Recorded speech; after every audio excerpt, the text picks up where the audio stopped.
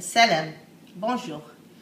La recette d'aujourd'hui est une focaccia à la pâte coulante. On aura besoin de 350 ml de l'eau tiède, de 350 g de farine blanche, de une cuillère à café des herbes de Provence, 10 g de levure boulangère sèche, une pincée de sel, 10 g de sucre en poudre et 40 ml d'huile d'olive.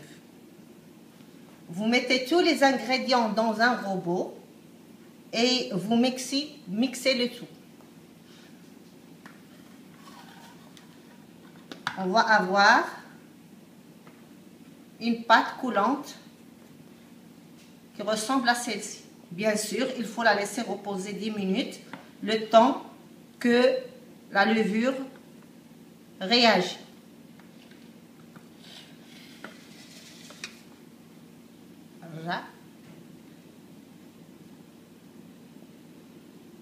الوصفه تاعت اليوم هي فوكاسيا بالعجين السائله.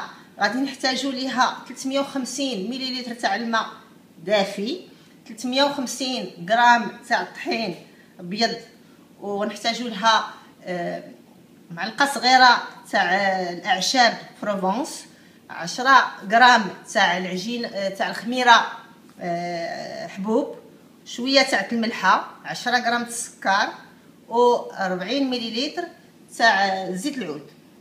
غادي نعملوا جميع العناصر في الدرار وغنضربوا العناصر كلها ونخليوها تفاعل شي 10 دقائق، الوقت اللي غتفاعل فيه الخميره، وغنحصلوا على عجين سائل بحال هذا الشكل.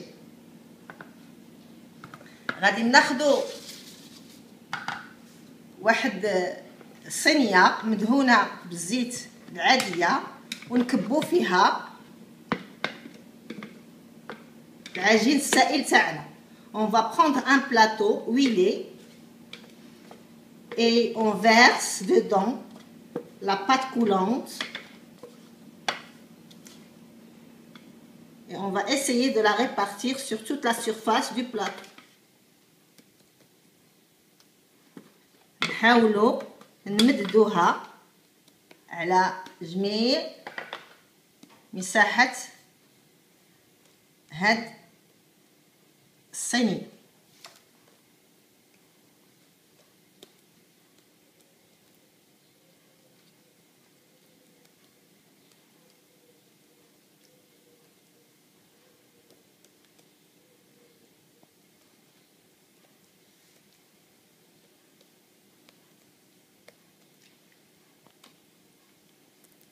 بعد ما طلقنا العجينه في البلاطو تاعنا المدهون بالزيت، après avoir étalé la pâte sur une plaque huilée, on passe à la garniture.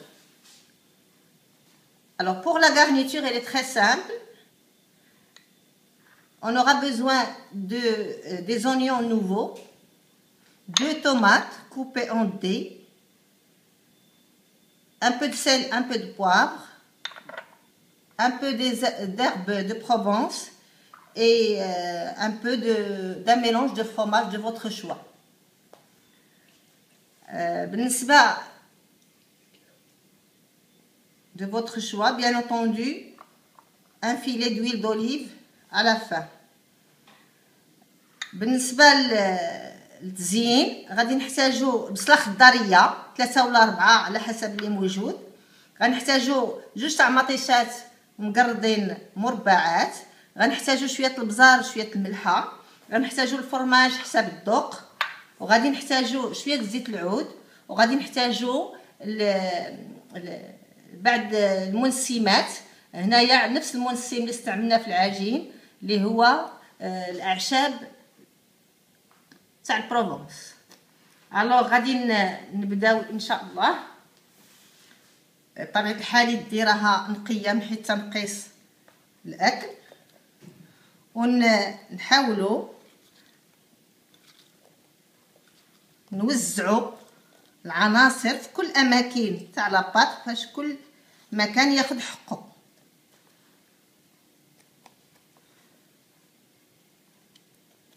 Bien entendu, ma main est propre puisque je touche les aliments. Et on va étaler d'abord les oignons, puis les dés de tomates, de telle sorte que la peau soit en bas. غنحاولوا نوزعوا مطيشه بحيث الجهه اللي من جهه القشره تكون من التحت. الا كانت عندكم مطيشه صغيره حتى هي تتمشي مع هذه الوصفه بالالوان. Si vous avez de la tomate cerise, elle va aussi avec cette recette.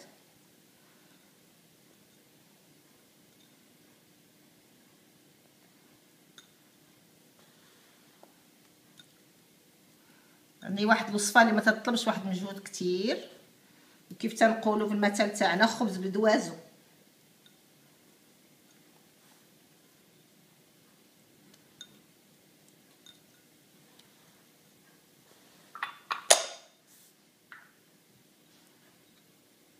نديروا الفرماج حتى هو نوزعوه. اون سو بودغ لو فرماج. بالنسبه لي انا استعملت الفرماج الاحمر المعروف و لو بارميزان. Alors on se poudre le fromage. J'ai choisi le parmesan et le fromage rouge.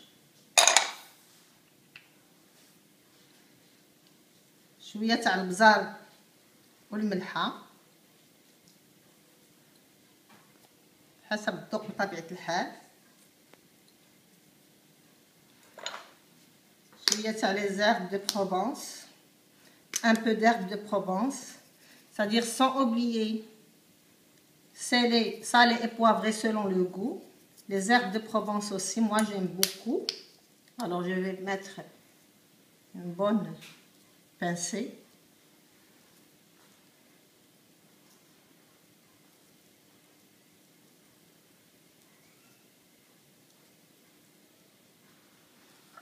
N'oubliez pas le filet d'huile d'olive.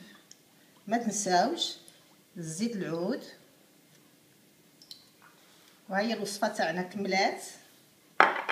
غادي نديروها في فران صغير، فران عادي مشعول من التحت، النار من التحت فقط حتى نشوفوا العجينه تحمرات من التحت. On va enfourner dans un four chaud, feu allumé en bas jusqu'à dorure de la pâte par le dessous. الفوكاسيا تاعتنا بعد ما طابت تنسقيوها شي شويه بالزيت العود. بطبيعه الحال راني شعلت واحد شويه من الفوق. وبصحه وراحه. بون ابيتي.